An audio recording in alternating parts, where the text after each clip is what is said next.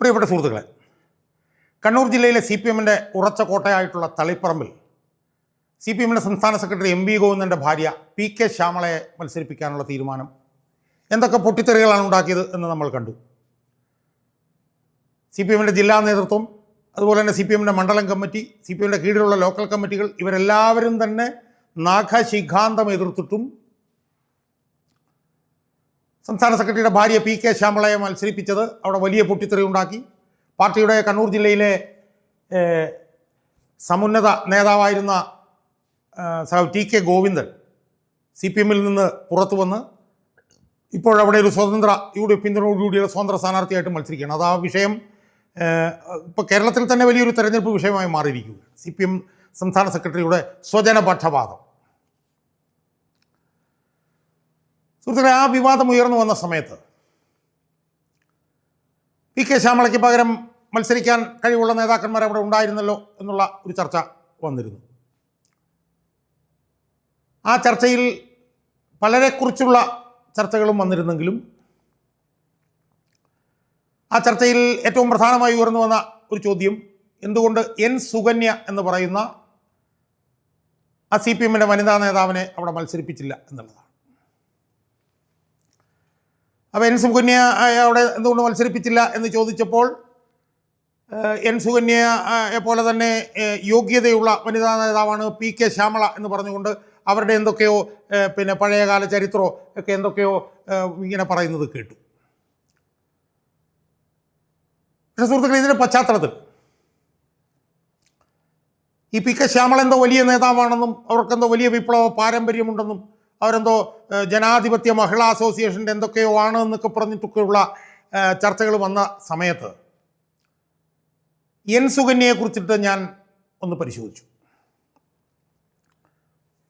N സുകന്യയെ അവിടെ നിന്ന് എന്തുകൊണ്ട് നിർത്തിക്കൂടാ എന്ന് അവിടുത്തെ പാർട്ടി നേതാക്കന്മാർ ചോദിച്ചു. TK ഗോവിന്ദനൊക്കെ ഉൾപ്പെടെ ചോദിക്കുന്നുണ്ടായി. അപ്പോൾ ആ പശ്ചാത്തലത്തിലാണ് N സുകന്യയെക്കുറിച്ചിട്ട് ഞാൻ ഒന്ന് പരിശോധിച്ചതെന്ന് പറയുമ്പോൾ N സുകന്യയെക്കുറിച്ചിട്ട് ഞാൻ കേട്ടിട്ടില്ല എന്നുള്ളത് കൊണ്ടൊന്നുമല്ല. 80കളുടെ രണ്ടാം പകുതി മുതൽ തന്നെ N സുകന്യ എന്ന് പറഞ്ഞിട്ടുള്ള ഈ വനിതയെക്കുറിച്ചിട്ട് ഞാൻ കേട്ടിരുന്നു എന്ന് പറയട്ടെ. അവർ തിരുവനന്തപുരത്തായിരുന്നു അവർ പ്രവർത്തിച്ചിരുന്നത്. ആ സമയത്ത് ഞാനും ആ സമയത്ത് ആ സമയം ഏതാണ്ട് 83-84 ആയപ്പോഴത്തേക്കാണ് ഞാനും തിരുവനന്തപുരത്ത് വരുന്നത്. അപ്പോൾ ആ സമയം മുതൽ തന്നെ അവരെക്കുറിച്ചിട്ട് ഒരുപാട് കേട്ടിരുന്നു. പക്ഷേ ഈ PK ശ്യാമള അവരെക്കാൾ എന്തോ വലിയ നേതാവാണെന്നൊക്കെ ഉള്ള ചർച്ച നടന്നതിൻ്റെ പശ്ചാത്തലത്തിൽ സുഹൃത്തുക്കളെ, ഞാൻ ഈ N സുകന്യ എന്ന് പറഞ്ഞിട്ടുള്ള ഈ വനിതയെക്കുറിച്ചിട്ട്, ഈ വനിതാ കമ്മ്യൂണിസ്റ്റ് നേതാവിനെക്കുറിച്ച്, കമ്മ്യൂണിസ്റ്റുകാരിയെക്കുറിച്ച് ഞാനൊന്ന് പരിശോധിച്ചപ്പോൾ സത്യത്തിൽ വളരെയേറെ അഭിമാനം എനിക്ക് തോന്നി എന്ന് പറയുന്നതിന് എനിക്ക് യാതൊരു മടിയുമില്ല. ഞാൻ തുടക്കത്തിൽ തന്നെ പറയട്ടെ, N സുകന്യയുമായി ഒരു തരത്തിൽ പോലും താരതമ്യം ചെയ്യാൻ കഴിയുന്ന ഒരു നേതാവല്ല PK ശ്യാമള.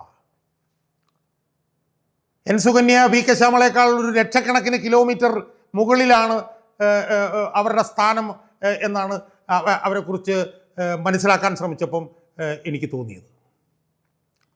PK ശ്യാമള എന്തെങ്കിലുമൊക്കെ അവിടെ ഇവിടെയൊക്കെ ചില പ്രവർത്തനങ്ങളൊക്കെ നടത്തിയിട്ടുണ്ടാവാം, അതൊക്കെ ശരിയാണ്, ഇതിലൊന്നും ഞാൻ പറയുന്നില്ല. പക്ഷേ അതൊക്കെ ഈ പറഞ്ഞ പോലെ പേരിന് വേണ്ടി കണ്ണൂർ ഒരു കമ്മ്യൂണിസ്റ്റ് കുടുംബമായിരുന്നു, അതുകൊണ്ട് അതുമായി ബന്ധപ്പെട്ട് നടത്തി എന്നൊക്കെ ഉള്ളതേ ഉള്ളൂ. പക്ഷേ ഈ N സുകന്യ എന്ന് പറഞ്ഞിട്ടുള്ള ഈ വനിത അവരങ്ങനെയുള്ള ഒരു വനിതയല്ല. അവരുടെ ചെറുപ്പം മുതലുള്ള അവരുടെ ചരിത്രം ഞാനൊന്ന് പരിശോധിച്ച് നോക്കിയപ്പോൾ അവരെ തഴഞ്ഞുകൊണ്ട് PK ശ്യാമളയെ നിർത്തി എന്ന് പറയുന്നത് ഏറ്റവും വലിയ ഒരു അതീവ ഗുരുതരമായിട്ടുള്ള ഒരു കുറ്റമാണ് അതിലൂടെ CPM ചെയ്തത് എന്നാണ് എനിക്ക് തോന്നുന്നത്. ഞാൻ അവരെക്കുറിച്ച് നോക്കുകയായിരുന്നു. അവരേതാണ്ട് അടിയന്തരാവസ്ഥ കാലഘട്ടം മുതലാണ് അവരെക്കുറിച്ച് നമ്മൾ മനസ്സിലാക്കിയാൽ അവരുടെ ചരിത്രം ആരംഭിക്കുന്നത് എന്നാണ് എനിക്ക് തോന്നുന്നത്. അവർ അടിയന്തരാവസ്ഥ കാലത്ത് കൊച്ചു കുട്ടിയായിരുന്നു. ഒരു തിരുവനന്തപുരത്തൊരു സ്കൂളിൽ പഠിക്കുന്ന സമയത്താണ് ഈ അടിയന്തരാവസ്ഥ ഉണ്ടാവുന്നത്. അന്ന് സ്കൂളിൽ ഒരു ഇംഗ്ലീഷ് പദ്യപാരായണ മത്സരം ഈ സുകന്യ കുട്ടിയായിരുന്നപ്പോൾ പഠിച്ച സ്കൂളിൽ നടന്നപ്പോൾ അതിലവർ പങ്കെടുത്തു. അപ്പോൾ പറയുന്നത്, അതിനെക്കുറിച്ച് ഞാൻ മനസ്സിലാക്കിയപ്പോൾ എനിക്ക് ബോധ്യമായൊരു കാര്യം, ആ ഇംഗ്ലീഷ് പദ്യപാരായണ മത്സരത്തിൽ ഈ സുകന്യ എന്ന് പറഞ്ഞ കുട്ടി ഒരു കവിത ചൊല്ലി. ആ കവിതയുടെ പേര്, ആ കവിത ടാഗോർ എഴുതിയ വിശ്വവിഖ്യാതമായിട്ടുള്ള where the mind is without fear എന്ന് പറഞ്ഞൊരു കവിതയായിരുന്നു.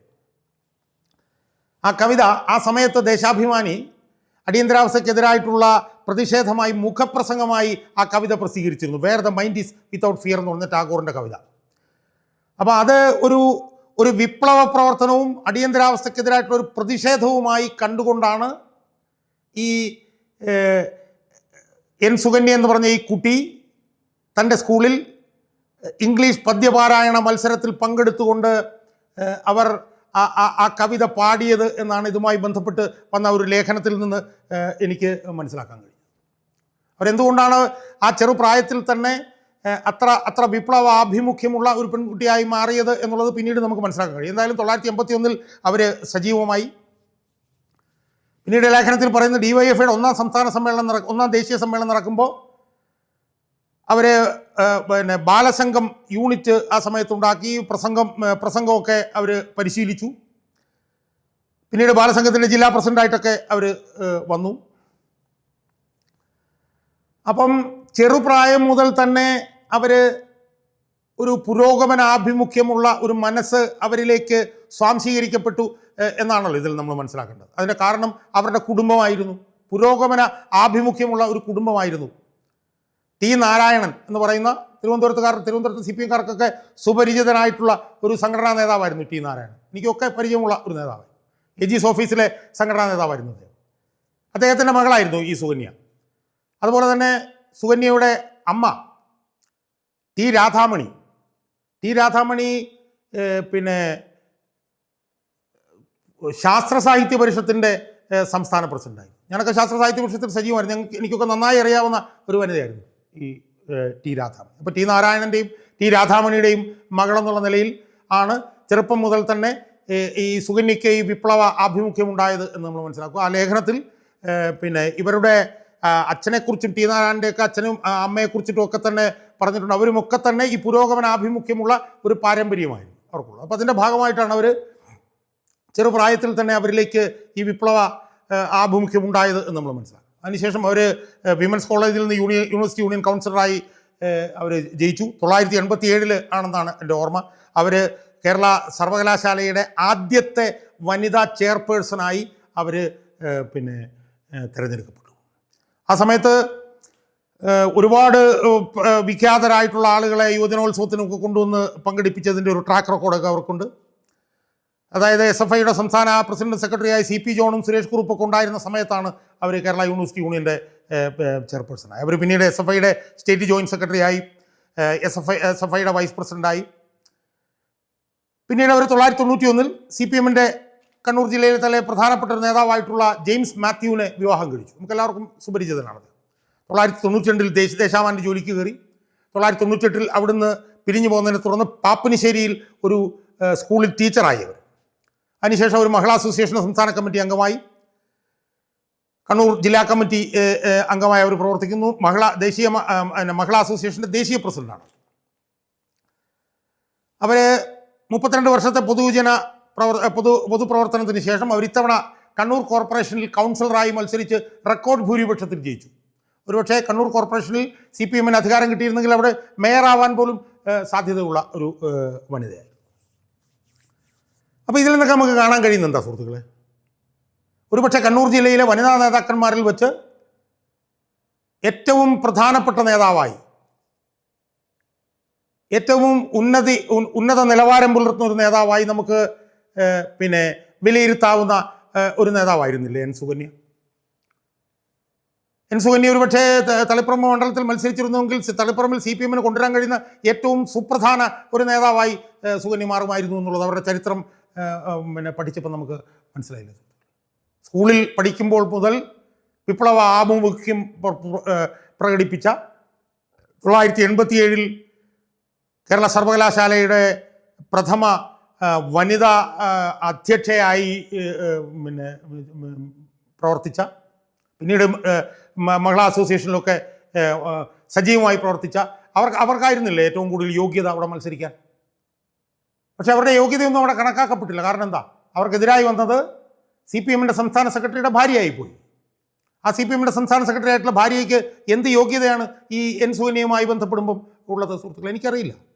അതുകൊണ്ട് ഞാൻ മനസ്സിലാക്കുന്നത് തളിപ്പറമ്പ് മണ്ഡലത്തിലെ CPM-ൻ്റെ അണികളുടെ ഇടയിൽ ഈ എൻ സുകന്യയെ പോലെ ഇത്രയും കഴിവുള്ള ഈ ഒരു നേതാവിനെ അവഗണിച്ചിട്ട് പാർട്ടി സംസ്ഥാന സെക്രട്ടറിയുടെ ഭാര്യയും സുകന്യയുമായി താരതമ്യം ചെയ്യുമ്പോൾ ഒരു വിധത്തിലുള്ള പാർട്ടി പ്രവർത്തന പാരമ്പര്യവും ഇല്ലാത്ത, താരതമ്യം ചെയ്യാൻ കഴിയാത്ത വനിതയെ കൊണ്ടുവന്നത് വലിയ വിഷയമായി മാറിയിട്ടുണ്ട് എന്നാണ് ഞാൻ മനസ്സിലാക്കുന്നത്.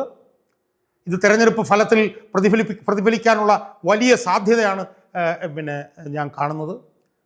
ആ മണ്ഡലത്തിൽ മത്സരിക്കാൻ ഏറ്റവും യോഗ്യതയുള്ള, ഏറ്റവും വിപ്ലവ ആഭിമുഖ്യമുള്ള, വിപ്ലവ പാരമ്പര്യമുള്ള ഒരു വനിതയായിരുന്നു എൻ സുകന്യ. ആ സുകന്യയെ തഴഞ്ഞത് ആ മണ്ഡലത്തിലെ 10,000-കണക്കിന് വരുന്ന പാർട്ടി അണികളിൽ വലിയ തരത്തിലുള്ള മനോവ്യഥ സൃഷ്ടിച്ചിട്ടുണ്ട് എന്നാണ് അവിടുന്ന് എനിക്ക് ലഭിക്കുന്ന വിവരം.